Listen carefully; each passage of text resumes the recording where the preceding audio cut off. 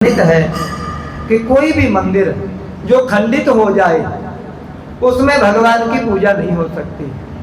उस मंदिर को बनाने के लिए कई साल लगे थे और जब उसका पूजन प्रारंभ ही होने चला था तो मंदिर खंडित हो गया, वो टेढ़ा हो गया। वो आज भी मंदिर वीरान पड़ा है। आप कभी भी काशी में अगर आप लोगों को जाने का सौभाग्य प्राप्त हो तो मणिकर्णिका घाट सबसे प्रसिद्ध घाट है। मणिकर्णिका घाट के बिल्कुल साथ बहुत बड़ा ऊंचा मंदिर है जो टेढ़ा मंदिर है, उसको टेढ़ा मंदिर से ही प्रसिद्ध है। बहुत राजकुमार ने इस उद्देश्य से बनाया था कि मैं अपने माता पिता का ऋण उतार दूं, तो वो हमारे लिए प्रमाण है। भगवान ने हमारे को शिक्षा देने के लिए उस मंदिर को खंडित किया है कि माता पिता का ऋण कभी भी कोई उतार नहीं सकता। माता पिता का ऋण हम एक जन्म से नहीं, एक जन्म में नहीं, जन्म जन्मांतर में अगर हम लगे रहें तो भी माता पिता का ऋण हम नहीं उतार सकते।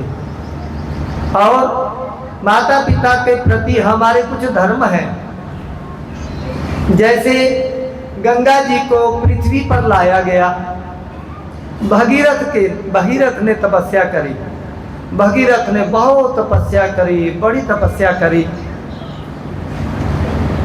भगवान विष्णु जी प्रसन्न हो गए। भगवान विष्णु साक्षात उनको दर्शन दिए कि राजन इतनी तपस्या, अपना राजपाट छोड़ करके एक साधुओं की तरह, तपस्वियों की तरह, कभी जल में खड़े होकर के, कभी अग्नि के पास बैठ, इतनी तपस्या।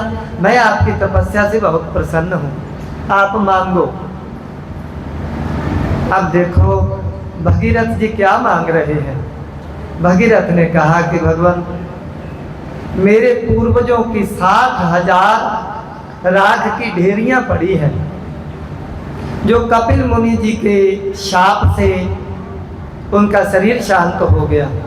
आप कृपा करो, बस उनकी मुक्ति हो जाए, मेरे को और कुछ नहीं चाहिए।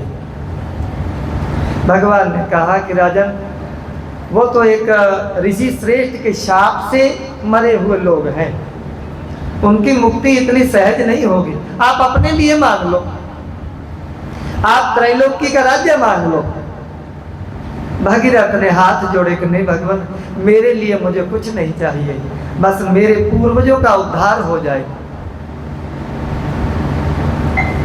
भगवान विष्णु ने उनको फिर रास्ता बताया कि उसके लिए तो गंगा जी की आराधना करनी होगी। गंगा जी आए पृथ्वी पर और जो राख की ढेरियां हैं वो प्रवाहित हो, तब आपके पूर्वजों का उद्धार हो सकता है। कथा बहुत लंबी है।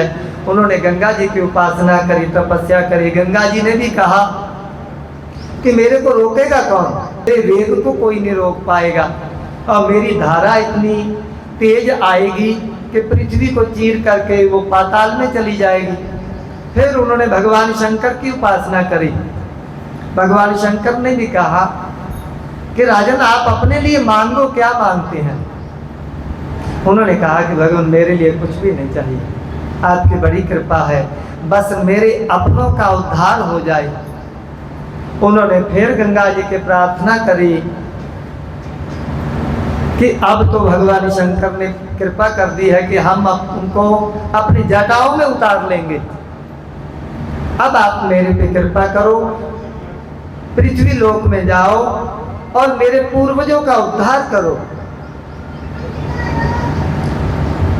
अब गंगा जी ने भगीरथ को कहा कि चलो ठीक है, हम पृथ्वी पर जाएंगे, जहां जहां से आपका रथ जाएगा हम आपके रथ के पीछे पीछे चलेंगे। पीछे मुड़ के आपने देखना नहीं और अपने रथ को रोकना नहीं। इसलिए जो गंगा जी की एक शब्द की व्युत्पत्ति है, भगीरथ रथ खाता वचिन्न जल प्रवाह गंगा, कि गंगा किसे कहते हैं कि भगीरथ के रथ के पहियों से जो विशाल एक खाता बना, उसके अंदर जो जल बहता है उसे गंगा कहते हैं।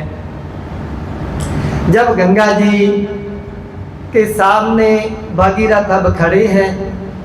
अब गंगा जी ने कहा कि राजन, एक समस्या और है कि जब आप के पूर्वजों का मैं उद्धार कर दूंगी, तब दूसरे लोग भी मेरे को अपने पूर्वजों का उद्धार करने के लिए मेरे में स्नान करेंगे, अपने पापों को धुलेंगे। तो मैं उन पापों को कहां धुलूंगी? यदि मैं इतने पापों को लेकर के समुद्र में भी जाऊंगी तो समुद्र ने मेरे को स्वीकार करने से मना कर देना है, तो मैं उन पापों को कैसे धुलूंगी? फिर भगवान विष्णु ने भगीरथ को कहा कि साधवो न्यासिनः शांता ब्रह्मिष्ठा लोक पावना हरम त्यागम तेंग संगात तेश्वास हरिहि। कि जो मेरे साधु पुरुष हैं, जैसे परम पूज्य स्वामी शंकरानंद जी महाराज, परम पूज्य स्वामी नित्यानंद मौनी जी महाराज जैसे महापुरुष जब अपने चरण मेरे में डालेंगे, गंगा जी में डालेंगे, तो लोगों के द्वारा लोगों के पापों से जो दूषित जल हुआ होगा, वो ऐसे संतों के चरण पड़ने से वो जल पवित्र हो जाएगा। ऐसे महापुरुषों के परम शिष्य हरमेश जी, अजय रमेश जी ने प्रसंग में ही ये बताया कि ऐसे महापुरुष है, ये तो महापुरुष है हरमेश जी, तो इनकी बरसी पे तो हम खुशी भी क्यों ना मना लें, क्योंकि संतों की बरसी पे यदि हम खुशी मनाते हैं तो संतों जैसे ही हुए। इसका एक शास्त्र प्रमाण है कि ऐसे महापुरुष अपने शिष्यों को भी साधु बना देते हैं। पारस में है और संत में बड़ो अंतरो जान। एक पारस पत्थर हुआ करता था जिसका पुराणों में बहुत प्रमाण है। वो उसके साथ यदि लोहे को स्पर्श करेंगे तो वो लोहा सोना बन जाता था। उस पारस के बारे में बहुत आता है। पारस में है और संत में बड़ो अंतरो जान। कहते संत में और पारस में बहुत भेद है। जो पारस है वो लोहे को सोना बना सकता है, दूसरी धातु भी यदि उसके साथ स्पर्श करेंगे तो वो सोना बन जाएगी, लेकिन वो पारस किसी भी धातु को पारस नहीं बना सकता। पारस में और संत में बड़ो अंतरो जान। ओह लोहा कंचन करे, ओ करे आप समान। परम पूज्य स्वामी नित्यानंद मौनी जी महाराज ऐसे महापुरुष जो जैसे पारस को स्पर्श करने पर सोना बना लेता है, लेकिन ये महापुरुष अपने जैसा ही बना लेते हैं। वो करे आप समान। और ऐसे महापुरुषों के लिए शास्त्र में आया है, नातस्य प्राणाः उत्क्रामन्ति अत्रैव समविलीयन्ते। ऐसे महापुरुषों का तत्तद लोकों में गमन नहीं होता, वो यहीं अपने प्रभु के चरणों में, अपने गुरुओं के हृदय में लीन हो जाते हैं। कुछ दिन पहले एक घटना घटी। एक परिवार में, बड़ा अच्छा प्रतिष्ठित परिवार, उसके बारे में कुछ अखबारों में ऐसा आया कि ऐसा ऐसा हुआ। ये सब कर्मों की बात है। वो परिवार हमारे पास आया। कोई भी चाह करके बुरा नहीं बनना चाहता, कर्म ऐसे है।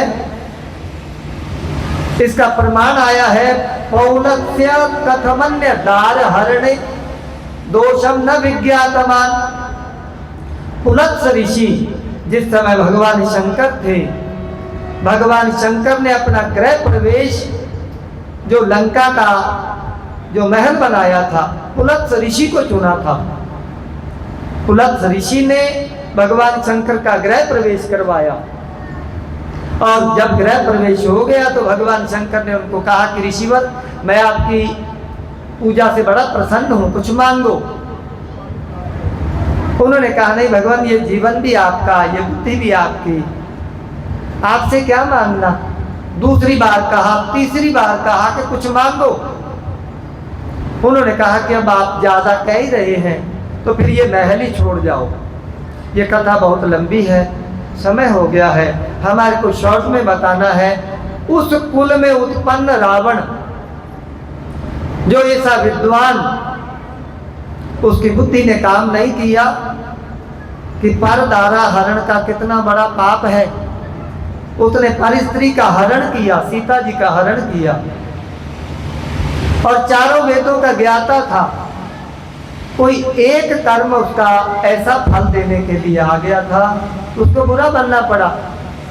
अब आप देखो, यदि इतना ही बुरा होता, जिस समय उसके नाभि में तीर लग चुका था, भगवान राम अपने भाई लक्ष्मण को कह रहे हैं कि लक्ष्मण, आज इस पृथ्वी से बहुत बड़ा विद्वान जा रहा है, जाओ उससे कोई जीवन के बारे में शिक्षा ले लो।